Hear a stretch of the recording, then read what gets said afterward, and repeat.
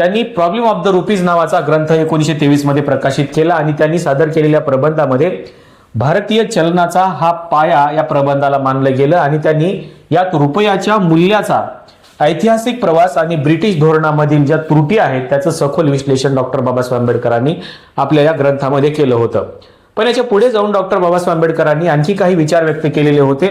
ते विचार जर आपण बघितले तर आपल्या लक्षामध्ये येईल की डॉक्टर बाबासाहेब आंबेडकरांना असं वाटत होतं की जेवढ्या काही रुपयाचं अवमूल्यन होतंय किंवा ज्यावेळेस अशा प्रकारची परिस्थिती निर्माण होते त्यावेळेस तात्पुरते कमिशन नेमले जातात आणि तात्पुरते कमिशन नेमून तात्पुरते उपाय सुचविले जातात आणि म्हणून डॉक्टर बाबासाहेब आंबेडकरांनी या सगळ्या कमिशनचा सखोल अभ्यास केला आणि त्यांनी सांगितलं की या समित्या मूळ समस्येचा अभ्यास न करता केवळ तात्पुरते उपाय सुचवतात असं त्यांचं म्हणणं होतं। त्याच्यामुळं या कमिशनचा काही उपयोग होत नाही आणि त्यांनी हेही सांगितलं की या कमिशनने ज्या शिफारसी केलेल्या आहेत त्या शिफारसी बहुधा ब्रिटिशांच्या धोरणाला अनुकूल असतात आणि त्यांच्या हितसंबंधाचं जपणूक करणाऱ्या या सगळ्या